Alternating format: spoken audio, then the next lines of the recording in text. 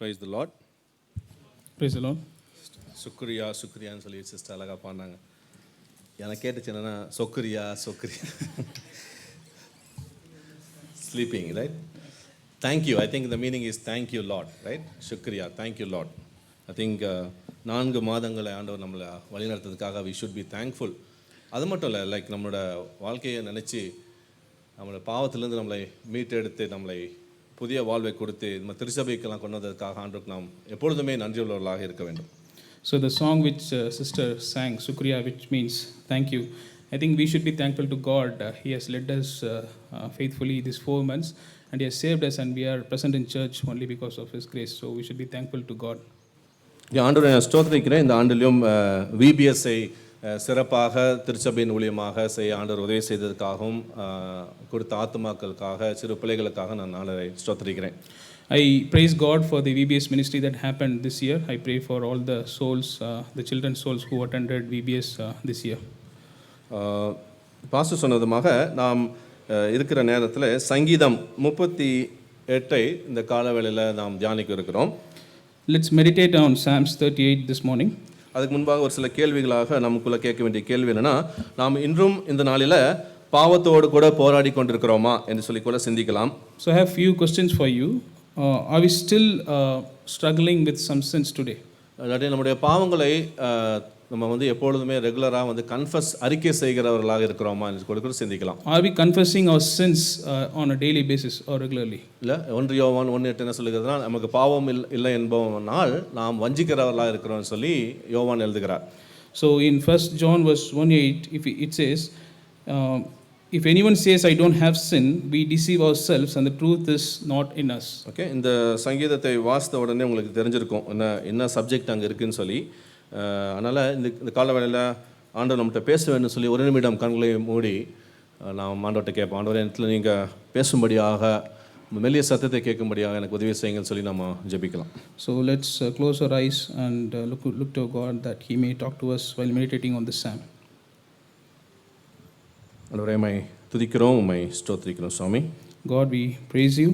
இந்த மாதத்தில் முதல் வாரத்துக்கு நமக்கு நன்றி. Thank you for the first week of this month. வார்த்தைக்கு நேராக நிற்கிறோம். We are standing before your word. பரிசுத்த ஆவியானவர் எங்களிடத்தில் நீர் பேச வேண்டும் சொல்லி நாங்கள் ஜெபிக்கிறோம். We pray that the Spirit may talk to us this morning. எங்களுடைய இருதயத்தின் நிலைமை எல்லாம் நீ நன்கு அறிந்திருக்கிறீர். You know very well about our heart. ஆண்டவரே, நாங்கள் மற்றவங்களுக்கு முன்பாக கூட நாங்கள் மறைத்து விடலாம், ஆனால் உமக்கு முன்பாக வெட்ட வெளிச்சமாக நாங்கள் இருக்கிறோம். Dear God, we can't hide anything from you, dear God. எங்களுடைய இருதயத்தை நீர் பார்க்கிறீர். You see our hearts. எங்களுடைய போராட்டங்கள் எல்லாம் நீர் அறிவீர். You know the struggles that we face. எங்கள் பாவத்தோடு இருக்கிற அந்த போராட்டத்தை நீ அறிவீர். You know the struggles that we have with our sin. அதை நீர் இந்த காலவேளையில் எங்களை விடுவிக்கும்படியாகவும் பேசுகிற அடியானையும் விடுவிக்கும்படியாக நான் ஜெபிக்கிறேன். We pray that you will set us free and you will talk to us about it. உங்கள் மெல்லிய சத்தத்துக்கென்று நாங்கள் காத்திருக்கோம் சுவாமி. We are waiting for your sound this morning. இயேசுவின் மூலம் ஜெபிக்கிறோம் பிதாவே. In Jesus' name we pray. Okay, நாம் பாவ போராட்டத்தின் மத்தியில் ஏறெடுக்கிற ஒரு ஜெபமாக இதை நான் டைட்டில் எடுக்கிறேன். மேபி நோ பவர் பாயிண்ட்ஸ் இல்லை, மேபி சிம்பிளாக தான், அவுட்லைன் தான், என்னை கவனிக்கும்படியாக நான் கேட்டுக்கொள்கிறேன். நாம் பாவ போராட்டத்தின் மத்தியில் ஏறெடுக்கிற ஒரு ஜெபம். The title that I have set for today's meditation is A Prayer to God While We Struggle with Our Sins. நான் யோசித்து பார்த்தேன், பாவ போராட்டத்தில் பாவத்துக்குள்ளாக இருக்கும் பொழுது அநேக நேரத்தில் ஜெபிக்க முடியாத சூழ்நிலையில் நாம் தள்ளப்படுகிறோம். When we think about it, most of the times when we are in sin, it is very hard for us even to pray to God. இல்லை, நல்லா இருக்கும் போதே நம்ம ஜெபிக்கிறது இல்லை. அப்போது பாவத்துக்குள்ளே இருக்கும் பொழுது நம்மளுக்கு அதுக்குள்ளே தான் நம்ம ஊன்றி போயிருக்கிறோம். அதனால் ஜெபிப்பதற்கோ நமக்கு அந்த சிந்தனை வருவதில்லை.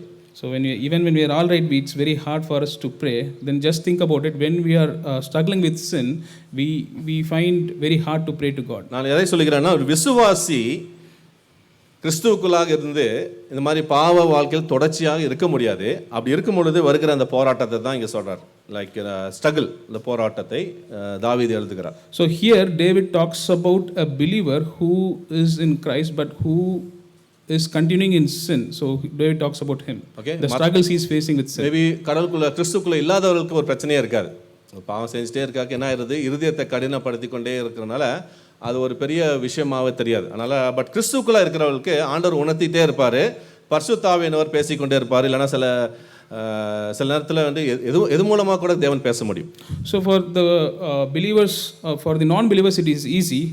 They don't have, they have the hardened hearts, so they won't have any consciousness.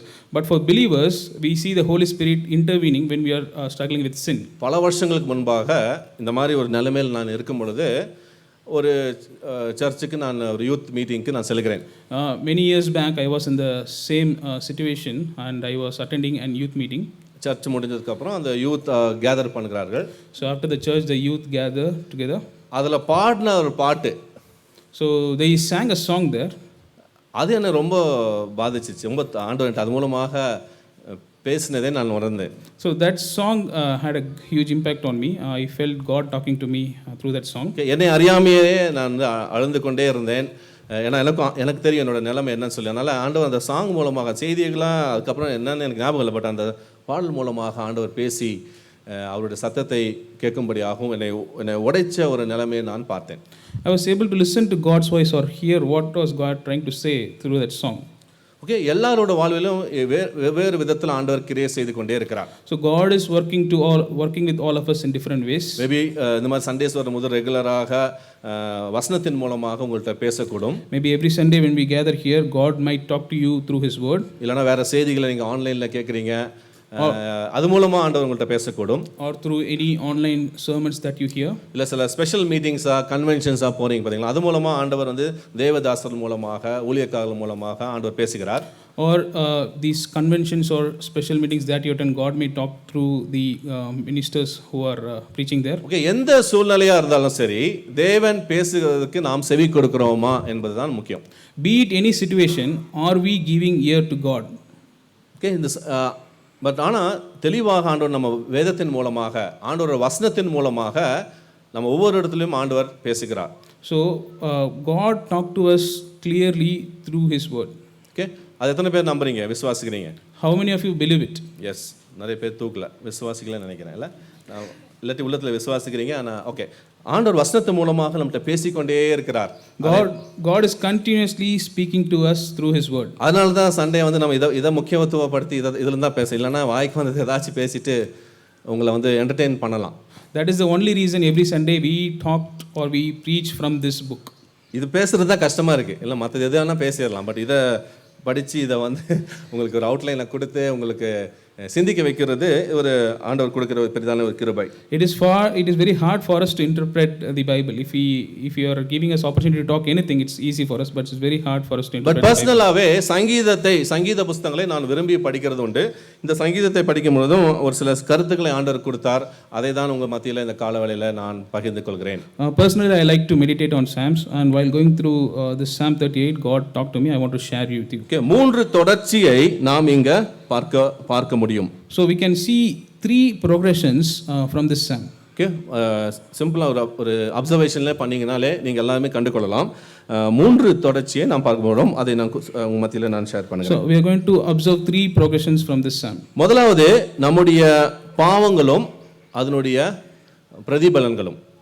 So firstly, our sins and its consequences. Okay, நிறைய தடவை நம்ம நினைக்கிறோம் பாவத்தை செய்துவிட்டு நாம் அதை மறந்து விடலாம், இல்லைன்னா அதை விட்டு நாம் கவனிக்காமல் விட்டு நம்ம செல்லலாம்.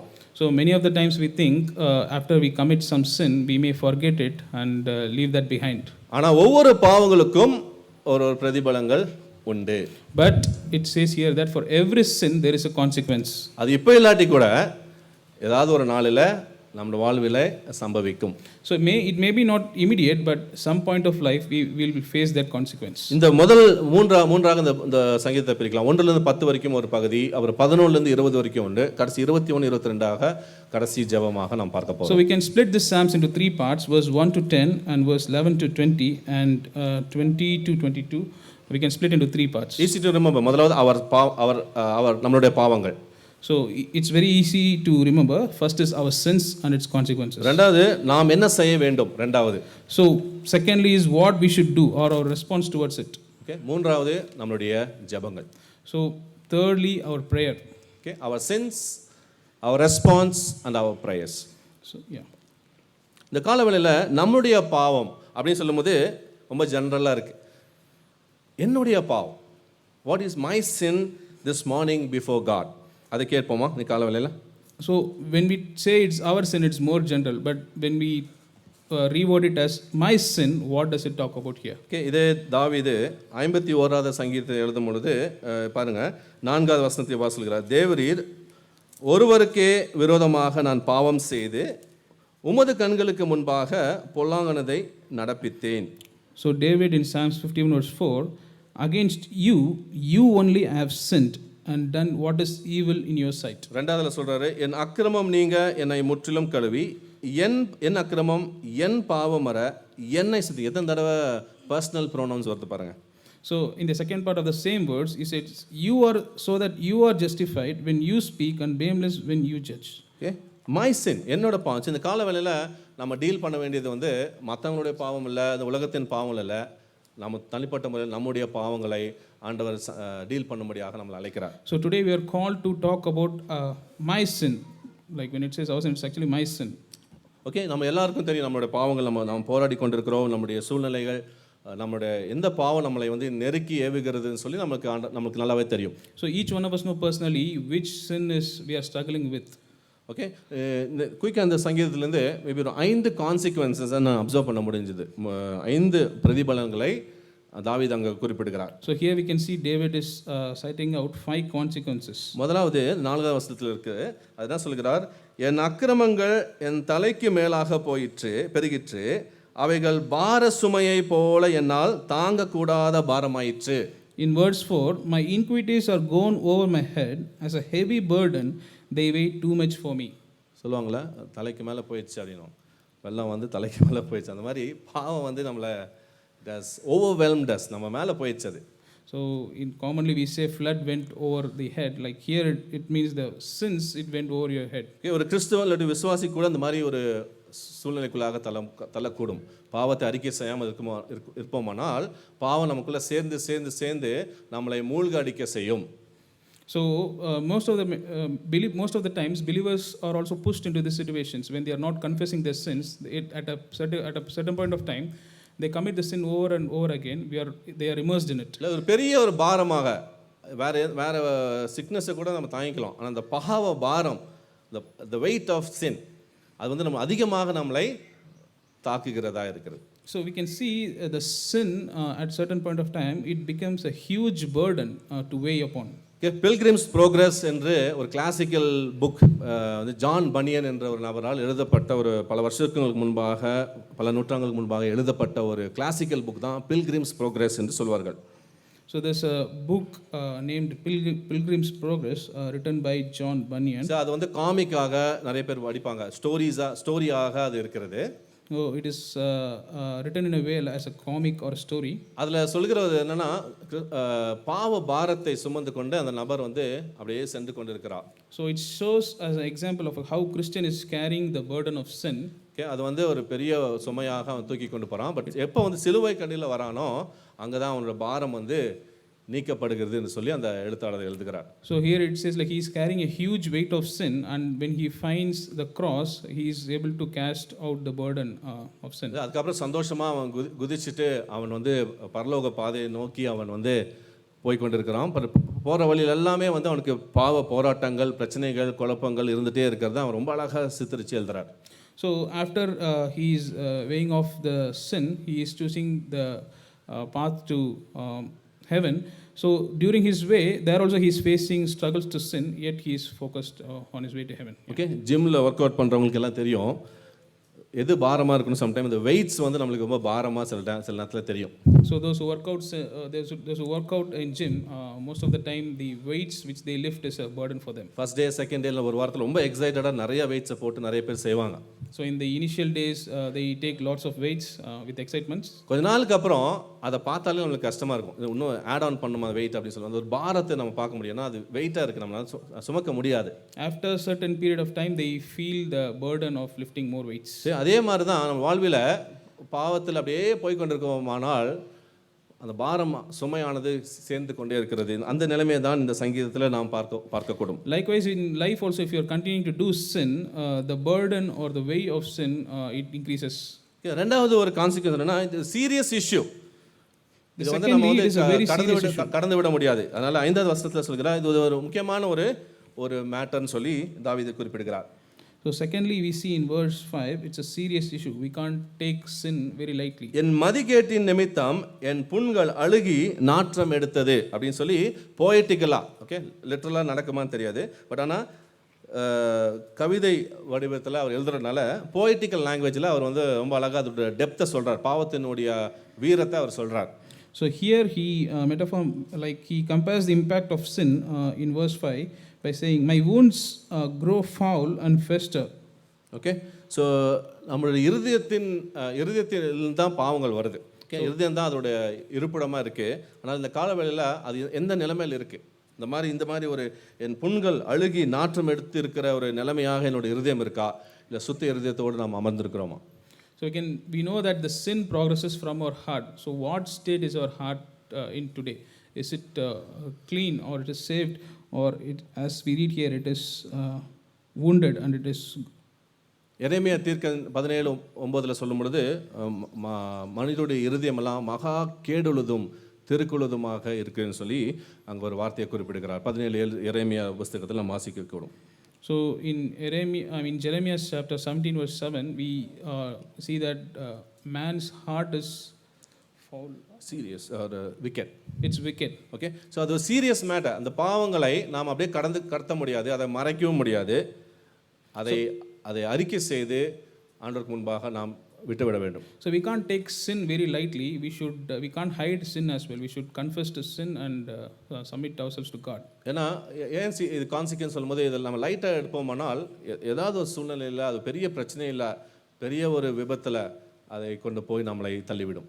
So the consequence is that if we take sin lightly, after some time it may lead to a huge impact in our lives. அதனால தான் வாலிபத்துக்கு சொல்கிறது வந்து ஆரம்பத்திலேயே அதை கிள்ளி தூக்கி வீசி விடுங்கள், உங்கள் வாழ்க்கையை விட்டு அதை தூரமாக வைத்து விடுங்கள். ஏன்னா அதை என்டர்டெயின் பண்ணிகிட்டே இருந்தீங்கன்னா ஒரு நாளில் அது சீரியஸ் மேட்டராக உங்கள் வாழ்வில் அதை சந்திப்பீர்கள். So most of the times when we talk to young people, we tell them to get out of the sin at the initial point itself, because later when we entertain it, it's very hard to get out of it. மூன்றாவது consequence பண்ணால் அது வந்து ஒரு சோகத்தை நம்ம வாழ்க்கையில் கொடுக்கிறது. ஒரு இட் பிரிங்ஸ் சாரோ. இல்லை 6ஆம் வசனத்திலையும் 17ஆம் அதிகாரத்தின் 2வது பகுதியில் நாம் பார்க்கக்கூடும். அது ஒரு சோகத்தை நம்ம வாழ்வில் அதை கொண்டு வரும். Thirdly, it brings sorrow. We see that in verse 6. Okay, நான் வேதனைப்பட்டு ஒடுங்கினேன். 6வது வசனத்தை பாருங்கள், நாள் முழுதும் துக்கப்பட்டு திரிகிறேன். So I am bent over and greatly bowed down. I go mourning all day long. 17 கடைசி சொல்லுகிறது 2ஆம் பகுதி, என் துக்கம் எப்பொழுதும் என் முன்பாக இருக்கிறது. Verse 17, and my sorrow is continually before me. இந்த காலவேளையில் துக்கத்தோடு அமர்ந்திருக்கீங்களா?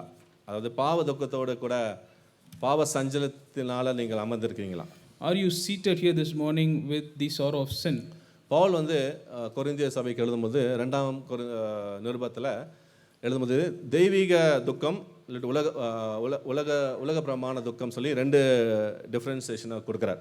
So when Paul writes to the Corinthian church, he talks about 2 types of sorrows. One is godly sorrow, and one is worldly sorrow. Okay, 2 விதமா. So இந்த தெய்வீக சோகம் இல்லை காட்லி சாரம் வந்து நல்லது தான். ஏன்னா அதுதான் வந்து நம்மளை மனம் திரும்புதலுக்கு நேராக ஒரு நபரை வழி நடத்தக்கூடும். இன்னொரு சோகம் என்னன்னா மரணத்துக்கு நேராக தள்ளும் சொல்லி அவர் சொல்கிறார். So he talks about the godly sorrow in a positive way, that it turns our hearts to God. At the same time, sometimes it may lead to death as well. So நம்ம சொல்லும் பொழுது காட்லி சாரம் இந்த காலவெளியில் அந்த விதமான ஒரு சோகத்தில் இருப்போமானால் அது நல்லது. அது எதுக்கு நேராக நம்மளை தள்ளும்? மனம் திரும்புவதற்கு நேராக நம்மளை கொண்டு வரும். So today morning, if you are seated with godly sorrow, it is good. It will make you repent and turn towards God. Okay, அடுத்ததாக நம்ம என்ன இங்கே பார்க்குறோன்னா, நம்மளை அது ரொம்ப மோசமான அளவில் அது நம்மளை பாதிக்கக்கூடியதாக இருக்குது. பாவங்கள் வந்து நம்மளுடைய சரீரத்தையும் சரி, நம்மளுடைய நினைவுகளையும் சரி, நம்மளுடைய உணர்ச்சிகளையும் சரி, அது பெரிய பாதிப்பை அது ஏற்படுத்துகிறது. So the next consequence is it hurts us badly. So sin affects us physically, emotionally and mentally. 3ஆம் வசனத்திலும் 7ஆம் வசனத்தையும் பாருங்களேன், உமது கோபத்தினால் என் மாம்சத்தில் ஆரோக்கியம் இல்லை. So in verse 3, there is no soundness in my flesh because of your indignation. என் பாவத்தினால் என் எலும்புகளில் சௌக்கியம் இல்லை அப்படின்னு சொல்கிறார். There is no health in my bones because of my sin. 7ஆம் வசனம், என் குடல்கள் எரிபந்தமாய் எரிகிறது, என் மாம்சத்தில் ஆரோக்கியம் இல்லை. So, again in verse 7, for my loins are filled with burning, and there is no soundness in my flesh. Okay. What is it?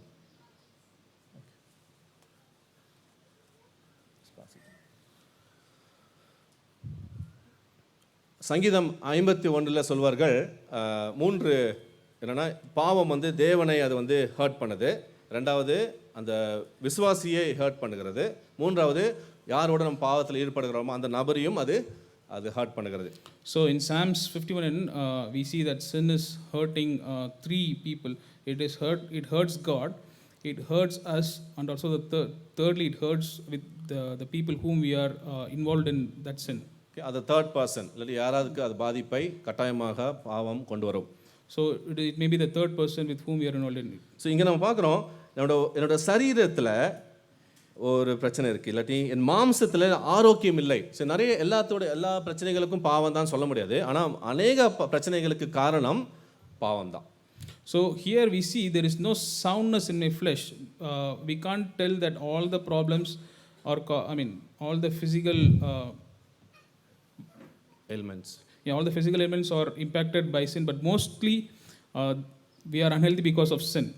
The best example வந்து யோபுனோட life. ஏன்னா அவங்க ஃப்ரெண்ட்ஸ்லாம் சொன்னாங்க, இவன் பாவத்தினால தான்டா நீ உபத்திரவப்படுற, பாவத்தினால தான் உனக்கு இத்தனை பிரச்சனை, நீ தயவுசெய்து பாவத்தை அறிக்கை செய்து மனம் திரும்பிடு, எல்லாம் சரியாயிருன்னு சொல்லி தான் எல்லா ஃப்ரெண்ட்ஸும் வந்து கவுன்சில் பண்ணாங்க.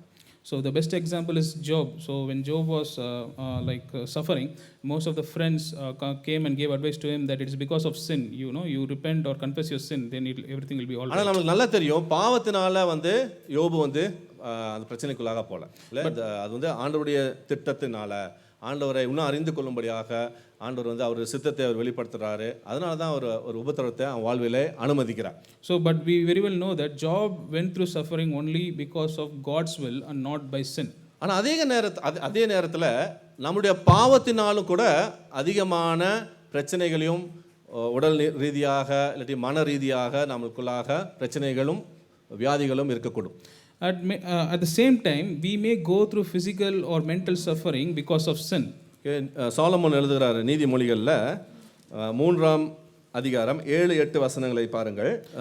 நீதிமொழிகள் 3ஆம் அதிகாரம் 7-8, நீ உன்னை ஞானி என்று எண்ணாதே, அவரே எழுதுறாரு, சொல்றாரு, கர்த்தருக்கு பயந்து தீமையை விட்டு விலகு.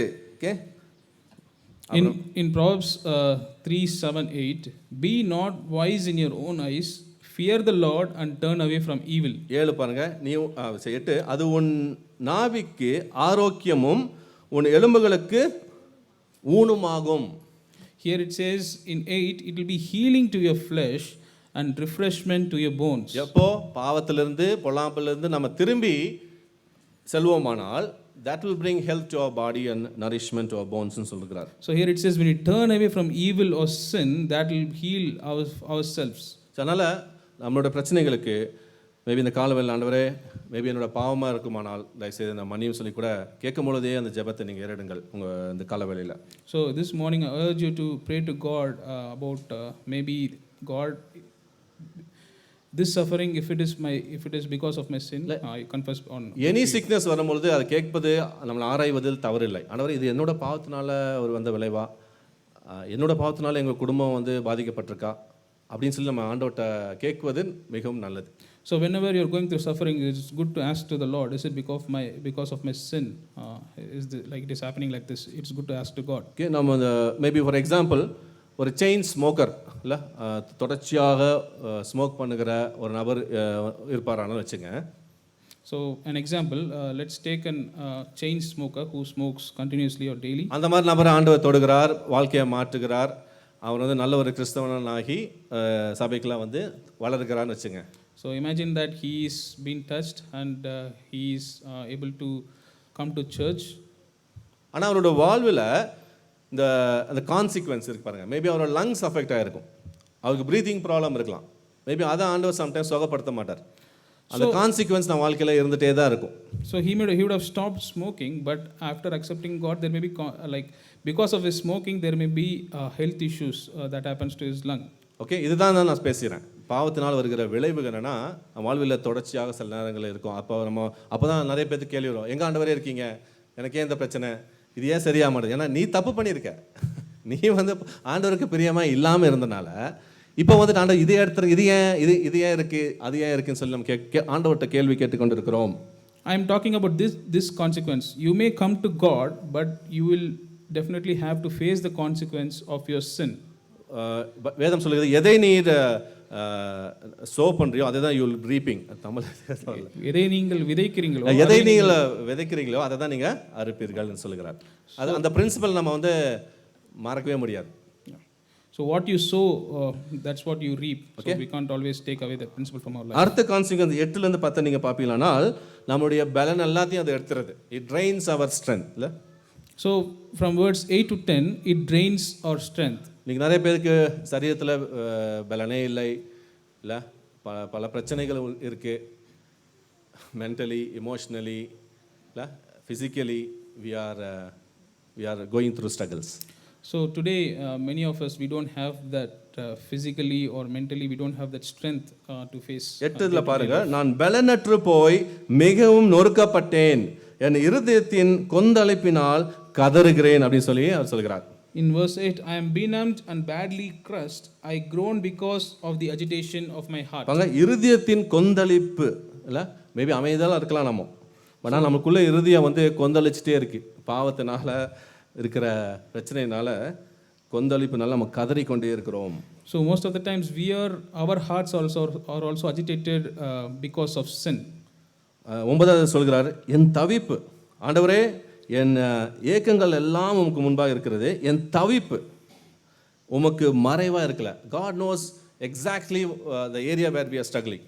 So verse 9, Lord, all my desire is before you and my sighing is not hidden from you. என் உள்ளம் குழம்பி அலைகிறது, என் பலன் என்னை விட்டு விலகி, 10 பாருங்களேன், என் கண்களின் ஒளி முதலாய் இல்லாமல் போயிற்று. So my heart throbs and my strength fails me and the light of my eyes even that has gone from me. Okay, இதுதான் நம்மளுடைய நிலைமை. ஒரு சில பேர்த்தோட நிலைமை இன்னைக்கு காலவேளை அப்படி இருக்கலாம். ஆனால் எனக்கு பலனே இல்லை, என்னோட சரீரத்தில் இருக்கிற பலனெல்லாம் போயிடுச்சு.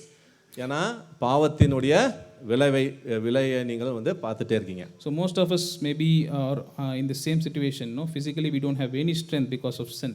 மேபி இந்த காலவேளை அதை கூட ஆண்டவர்கிட்ட கொண்டு வாங்க. ஆண்டவரே இந்த பிரச்சனை இருக்குது, இதுலேருந்து வெளியே வந்துட்டேன், ஆனாலும் எனக்கு இந்த போராட்டம் இருக்குது, இந்த பிரச்சனை இது நான் அந்த பாவத்தினால எனக்கு வாழ்வில் நான் சந்தித்து கொண்டிருக்கேன், அதையும் ஆண்டவர் உதவி செய்ய முடியும். ஆண்டவர் கைவிட மாட்டார், அதிலிருந்து நம்மளை மீட்டுக்கொள்ள வல்ல தேவனாக இருக்கிறார். Maybe this morning you can bring down that physical suffering that you are going through because of sin. No, God can even change that. Okay, நான் சுகப்படுத்த மாட்டான்னு சொல்லவில்லை. மேபி கடவுள் வந்து அதை நம்மளுக்கு டிசிப்ளினாக நம்ம வாழ்க்கையில் வந்து வச்சிருக்கிறார். அது மூலமாக நம்மளை சிர்ச்சித்து மறுபடியும் அவர் அண்டை நம்மளை இழுத்து கொண்டே இருக்கிறார். So it is not like God will not allow suffering, but He will discipline us so that we will not go back to the sin. Okay, ரெண்டாவது குயிக்காக நம்ம இன்னைக்கு பார்த்தோம், இந்த ப்ரோக்ரஷனில் என்ன பார்க்கணும்னா நம்ம ரெஸ்பான்ஸ் என்னவா இருக்குன்னு சொல்லி ஆண்டவர் விரும்புகிறார். நாம் என்ன செய்ய வேண்டும் என்று சொல்லி இந்த சங்கீதத்தில் நம்ம பார்க்கிறோம். So the second progression to observe is our response towards our sins and enemies. Okay, அவனுடைய பாவங்கள் மட்டும் இல்லை, அவனுக்கு ஒரு சில எதிரிகள் அங்கே இருக்கிறான். எதிரிகள் மூலமாகவும் சில மற்றவர்கள் மூலமாக பிரச்சனைகளை தாவீது சந்திக்கிறதை நாம் பார்க்கிறோம். So here we see David is actually facing suffering because of sin and also his enemies. Okay, 11 to 18, 14 அதான் சொல்லுகிறது. ஆனால் நம்ம என்ன செய்ய வேண்டும், நம்ம ரெஸ்பான்ஸ் என்னன்னு சொல்லி கேட்டால், இந்த காலவேளையில் நான் குயிக்காக உங்கள்கிட்ட சொல்கிறேன், பாவத்தை அறிக்கை செய்யுங்கள். என்ன ரெஸ்பான்ஸு? அறிக்கை செய்து உடனடியாக மனம் திரும்புங்கள். அதுதான் ஆண்டவர் விரும்புகிறார். So it talks of, the response is, here it is recorded from verse 11 to 18. What is the immediate thing that you should do, or what is the immediate response is confess and repent from your sins. 18 பாருங்கள், என் அக்கிரமத்தை நான் அறிக்கையிட்டு என் பாவத்தின் நிமித்தம் விசாரப்படுகிறேன். For I confess my iniquity and I am full of anxiety because of my sin.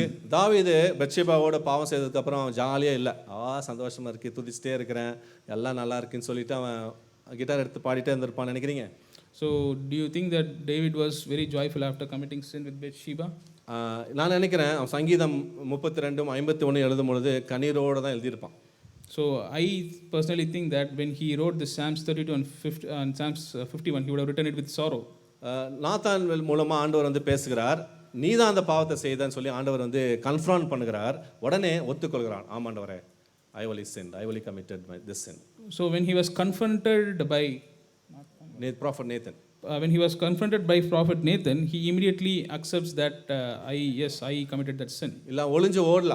அதனால தான் அந்த அறிக்கை செய்தனால தான், அவனோட மனம் மாறினால தான் என் இருதயத்துக்கு ஏற்றவன் சொல்லி கூட தேவன் சொல்லக்கூடும். So only when he confessed and repented that sin, he became acceptable to God. நம்ம கேட்க வேண்டிய கேள்வி, கடைசியாக நான் தேவனுக்கு முன்பாக வந்து எப்பொழுது என்னோட பாவங்களை நான் அறிக்கை செய்திருக்கிறேன், மனம் திரும்பி இருக்கிறேன்? So when was the last time we confessed or renounced from our sin? Okay, பாவத்தோடு கூட ஓடிக்கொண்டிருக்கிறோமா, இல்லாட்டி பாவத்தை அங்கேயும் இங்கேயுமாக நம்ம மறைத்து கொண்டிருக்கிறோமா? Are we trying to hide our sins, or are we running daily with our sins? 66:18 சங்கீதம் சொல்கிறது, பாவத்தை என்னோட இருதயத்தில் நான் அக்கிரமத்தை கொண்டிருந்தால் என்னோட ஜெபத்தை கூட ஆண்டவர் கேட்க மாட்டார்னு சொல்றார். So here in Psalm 66 verse 18, even our prayers go unanswered if we cherish sin in our hearts. தொடர்ச்சியாக நம்மளோட பாவ வாழ்க்கையில் பாவத்தை நமக்குள்ளாக வச்சு நம்ம என்ஜாய் பண்ணிட்டு இருப்போமானால் நம்மளுடைய ஜெபங்களுக்கு பதில் கிடைக்காது. If we continually cherish sin in our hearts, our prayers may go unanswered. Okay, அடுத்தது அவனோட எதிரிகள் இல்லாட்டி அவனோட எனிமீஸ், எதிரிகள் மூலமாக வர பிரச்சனைகளுக்கு ஆண்டவர் சொல்கிற ஒரு ஆலோசனை, அவன் என்ன ரெஸ்பான்ஸ் கொடுக்குறான்னு சொல்லி 20 நாம் பார்க்கிறோம். So when he is confronted by his enemies, we see what answer he is given in verse 20. ஏன்னா அதில் பார்க்க, பட் அதுக்கு முன்னாடி பிரச்சனையை பாருங்களேன். 11-12 யாராவது வாசிங்கள், verses 11 and 12. அவங்களோட எப்படி அவனுக்கெல்லாம் பிரச்சனை வருதுன்னு பாருங்க.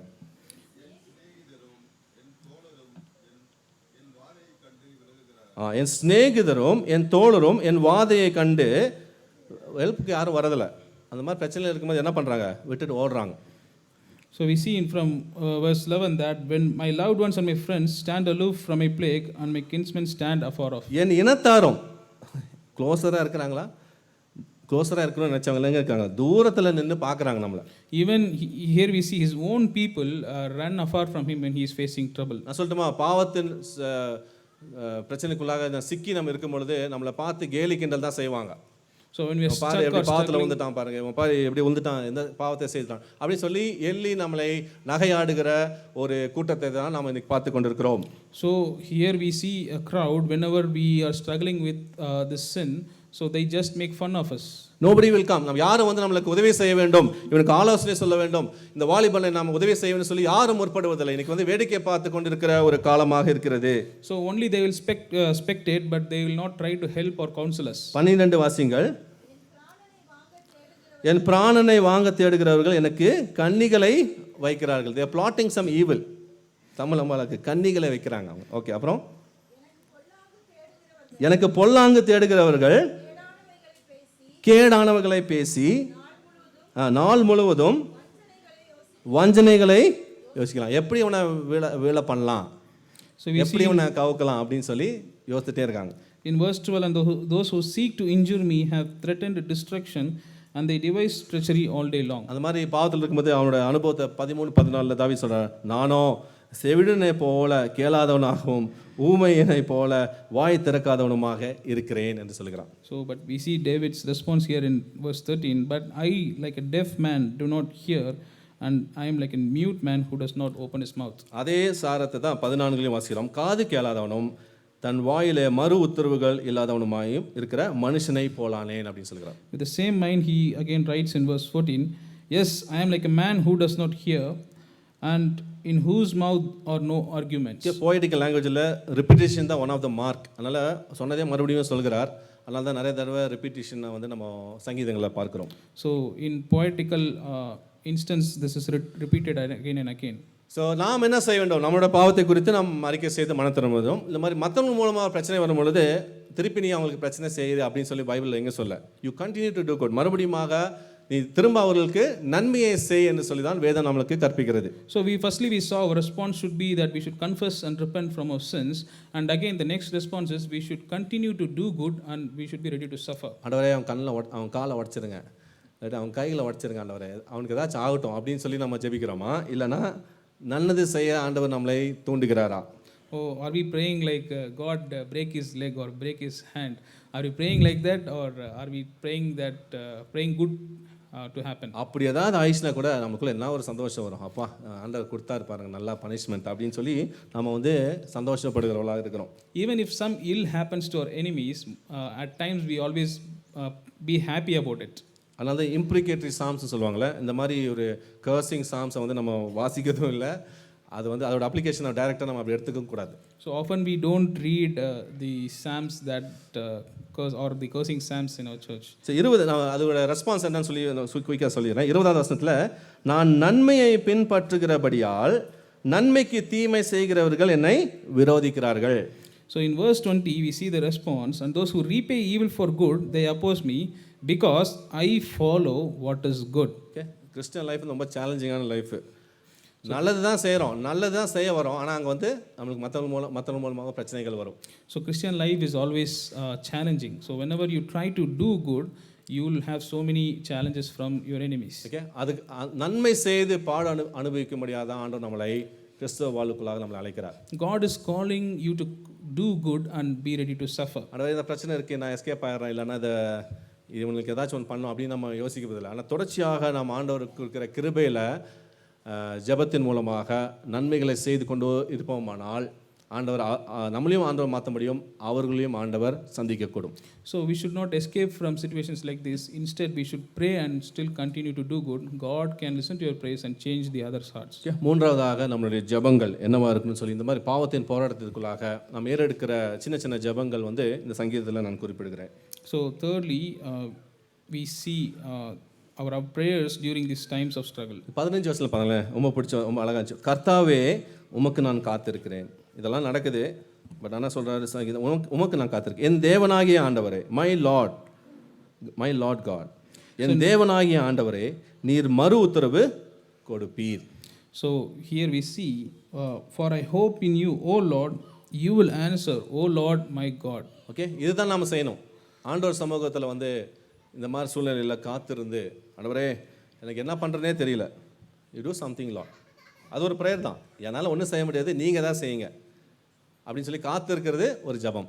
So what should we do in these struggles? So here we see that he is praying and he is waiting for the Lord. Okay, இந்த மாதிரி சூழ்நிலையில் நம்ம காத்திருக்கும்படியாக ஆண்டவர் சமூகத்துக்கு வந்து நம்முடைய மேபி நம்மளோட பாவ நிலைமையை ஆண்டவருக்கு முன்பாக வைத்து, ஆண்டவரே இதுதான் நான், யாருனாலும் எனக்கு உதவி இல்லை, only you can set me free Lord அப்படின்னு சொல்லி நம்ம ஆண்டவருக்கு முன்பாக கதறும்படியாக ஆண்டவர் உங்களை அழைக்கிறார். So God is calling you to submit your weakness to God and pray for him and wait for him to act. ரெண்டாவது வந்து ஒரு ஜெபம் இங்கே பார்க்குறோன்னா 21 பாருங்களேன். கர்த்தாவே என்னை கைவிடாதேயும், என் தேவனே எனக்கு தூரமாயிராதேயும். The second prayer that we see during the struggle in Psalms 38 is, do not forsake me O Lord, O my God, do not be far from me. இல்லை, அநேக நேரத்தில் நாம் நம்முடைய பாவங்களை தொடர்ச்சியாக செய்கிறனால நாம் தான் கடவுளை விட்டு தூரமாக செல்கிறோம் தவிர தேவன் நம்மை விட்டு ஒருபோதும் கைவிடுவதில்லை, நம்மை விட்டு அவர் தூரமாக போவதில்லை. So because of sins we sense many times that God is far from us, but in reality we are only going away from God and God is not leaving us. Maybe அந்த ஆண்டவர் நம்ம கையை பிடிச்சிருக்கிற படத்தை பார்ப்பீங்க, ஆனால் நம்ம தான் கையை எடுத்துட்டோம். He is still holding us. So he is willing to hold us. நம்ம தான் அவர் கையிலிருந்து நம்ம கரத்தை எடுத்து விட்டோம். So many of us have seen a picture of God holding us, you know. So it is we who left or who went away from the Lord. God is still holding us. Okay, மூன்றாவது வசனத்தை பாருங்க. உமது கோபம் என் பாவம். Okay, your anger my sin. Okay, இது ரெண்டுமே வந்து இந்த வாழ்க்கையில போய் கொண்டே இருக்கு. So here in verse 3 it says your indignation my sin. Okay, God's anger, உமது கோபம், பாவத்தினால ஆண்டவர் வந்து சிரிச்சிட்டு நீ நல்லவனே, நம்மளை ஆண்டவர் பிரைஸ் பண்ண மாட்டேன், நம்மளை அவர் கோபிக்கிற தேவனாக இருக்கிறார்.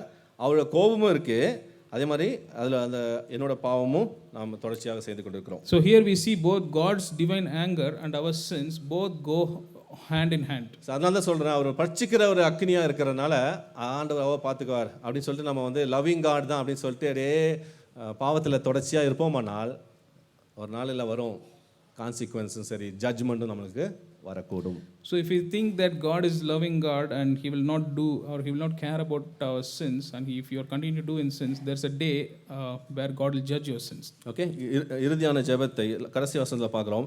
என் ரட்சிப்பாகிய ஆண்டவரே எனக்கு சகாயம் செய்ய தீவிரியும்.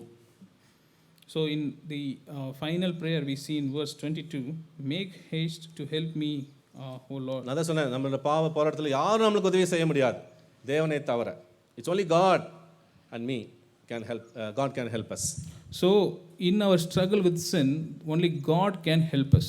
Okay, ஏன்னா அவருடைய ரட்சிப்பாகி ஆண்டவராக, it's not only just God alone, is a God of salvation. நம்மளை ரட்சிக்கிற ஒரு தேவனா இருக்கிறார். So why?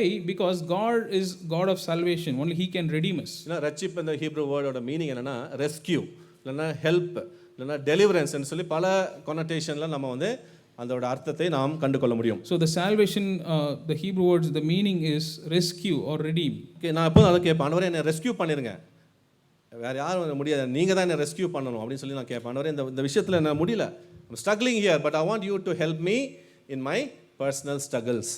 So at times I pray to God to rescue me from my struggles in my personal life. ஏன்னா நம்ம எல்லாரும் ஏதாவது ஒரு பாவத்துக்குள்ளாக அப்படி போக போக பழக்கமாகி அது ஒரு அடிக்ஷனாக, ஒரு லைஃப் ஸ்டைலாக நம்மள்ட்ட மாறிடுச்சு. So each one are continuing or struggling with sin. At times it becomes our lifestyle. So இந்த காலவேளையில் அந்த மாதிரி கட்டுகளிலிருந்து நம்மளை விடுவிக்க வல்லவராக தேவன் இருக்கிறார். So from those struggle God is able to free us. இல்லை எந்த விதமான பாவமாக இருக்கலாம், மேபி நம்ம சிந்தையில் இருக்கிற பாவமாக இருக்கலாம், செயலில் இருக்கிற பாவமாக இருக்கலாம், இல்லை ஏதோ ஒரு பழக்கமாக இருக்கலாம், அதிலிருந்து இந்த காலவேளையில் விடுவிக்க வல்லவராக தேவன் இருக்கிறார். God can free you from any type of sin. It may be through your mind, through your work, or it may be anything. God is able to free you from any struggles. இந்த காலவேளையில் எந்த பாவத்தோடு கூட நீங்கள் போராடி கொண்டிருக்கீங்களோ அதை ஆண்டவருக்கு முன்பாக கொண்டு வாங்க. இந்த காலவேளையில் So this morning, whatever struggle you are facing by sin, please bring it to God. Okay, நம்ம நிறைய நேரத்தில் கில்ட்டியாக ஃபீல் பண்ணுறோம், இல்லாட்டி வெக்கத்தோடு இருக்கிறோம், இல்லைன்னா வந்து ரொம்ப சோகத்தோடு இருக்கிறோம். Most of the times because of the sin we feel very guilty, we feel very sorrowful. ஆனால் அதை விட கடந்து போகாதபடி மனம் திரும்புதலுக்கு நேராக நாம் வருவோமானால் தேவன் அதை பிரியப்படுகிறார். Let's not continue way forward with it, but instead let's confess and repent and turn back to God. இந்த காலவேளையில் நான் ஒரே ஒரு வசனத்தை மட்டும் சொல்கிறேன். நீதிமொழிகள் 28:13 சொல்கிறது, பாவத்தை மறைக்கிறவன் வாழ்வடையவே மாட்டான், ஆனால் அதை அறிக்கை செய்து விட்டு விடுகிறவனோ இரக்கம் பெறுவான்னு சொல்லி சாலமோன் ஞானி எழுதுகிறார். So in Proverbs 28:13, he who conceals his transgressions will not prosper, but he who confesses and forsakes them will find compassion. இந்த காலவேளையில் அப்ளிகேஷனாக 2 சொல்ல விரும்புகிறேன். அனுதினமும் உங்களோட வாழ்வில் உங்களோட பாவங்களை அறிக்கை செய்து சுத்தமான ஒரு வாழ்க்கையை வாழும்படியாக உங்களை அழைக்கிறேன். So what can we do as practical application? Firstly, let's confess our sins daily and be cleansed. ரெண்டாவது, ஜெபமாக ஆண்டவரே இந்த துணிகரமான பாவங்களிலிருந்து என்னை விலக்கி அருளும் அப்படின்னு சங்கீதக்காரர் ஜெபிக்கிற போல ஒவ்வொரு நாளும் நம்ம ஜெபிக்க வேண்டியது கடமையாக இருக்குது. So let's pray that God will keep us away from the willful sins. தொடர்ச்சியாக ஜெபிச்சுட்டே இருங்க. மேபி டிரைவ் பண்ணும்போது, ட்ராவல் பண்ணும்போது, படிக்கும்போது, ஜஸ்ட் கீப் ப்ரேயிங். பிகாஸ் நம்ம சுற்றி பாவம் தான் இருக்குது, அதனால் தொடர்ந்து ஆண்டவர் நம்மளை பாதுகாத்துங்கள் சொல்லி நம்ம ஜெபித்து கொண்டே இருப்போம். No, pray continuously. No, when you drive, when you work, no, every time, no, pray continuously because we are surrounded by sinful world. இந்த காலவேளையில் சங்கீதம் 32 இது ஒரு பவர்ஃபுல்லான சாம் இல்லை, நம்ம பாவத்தின் நிலைமை அகோரத்தை அதை வெட்ட வெளியாக அதை காட்டுகிறது. So this morning we meditated on Psalm 38. No, it shows how in depth sin can entangle us. But ஆனால் அந்த பாவ நிலைமையோடு நம்ம கடந்து செல்ல ஆண்டவர் விரும்புறதில்ல. அதுக்கு ஒரு மீட்பை வச்சிருக்கிறார், ஒரு வழி வச்சிருக்கிறார். So God does not want us to go forward with the same struggle with sin. He has a way for it. இயேசுவண்டே வருவீர்களானால், சிலுவைண்டே வருவீர்களானால் அவர் ரத்தத்தினால நம்முடைய பாவங்கள் எல்லாம் கழுவி நீக்கி சுத்திகரிக்க அவர் வல்லவராக இருக்கிறார். So if you come to Jesus, if you come to cross, he will cleanse all our sins. Okay, இந்த எந்த ஒரு பாவமும் அவரோட ரத்தத்தினால கழுவ கூடும். Any depth of sin or any sin can be cleansed by Jesus. நிறைய வாலிபர் கேட்பாங்க, ஆனால் இந்த சின்ன கழுவ முடியுமா, இந்த சின்ன ஆண்டவர் மன்னிக்க முடியுமா? எந்த ஒரு பாவமாக இருந்தாலும் சரி, எந்த ஒரு நிலைமையில் இருந்தாலும் சரி, இந்த காலவேளையில் சிலுவைண்டேல வருவீர்களானால் உங்களுடைய பாவங்கள் கழுவ ஆண்டவர் சுத்திகரிக்க முடியும். Many of us will have questions. Will God cleanse this sin? Will God forgive this sin? No, God can heal or cleanse you from any sin. Okay, சங்கீதம் 32:5 சொல்கிறாரு, நான் மறைக்கல, ஐ அக்னாலேஜ்ட், அப்புறமேல நான் கன்ஃபஸ் பண்ணேன், ஆண்டவர் என்னோட பாவத்தை நீக்கி விட்டீங்க. 32:5 வாரு தாவீது எழுதுகிறார். So in Psalms 32:5, I acknowledge and confess my sin, and you, O God, he took away the sin. No? Yeah. I acknowledged, but you cleansed, you have taken away my iniquities. Okay, தேவன் தாமே நம்முடைய பாவங்களை கழுவி பரிசுத்த வாழ்வுக்கு நேராக நம்ம தள்ளும்படியாகவும் அந்த ஜெப சிந்தனையோடு கூட இந்த காலவேளையில் நாம் ஆண்டவர்கிட்ட கேட்போம். ஆண்டவர் என்னோட பாவ நிலைமை அவங்க கொண்டு வருகிறேன், எனக்கு உதவி செய்யும் சொல்லி நாம் ஆண்டவர்கிட்ட கதறும்படியாக நம்ம அழைக்கப்படுகிறோம். May God help us to be cleansed from our sinful ways. ஜெபிக்கலாம். Let's pray.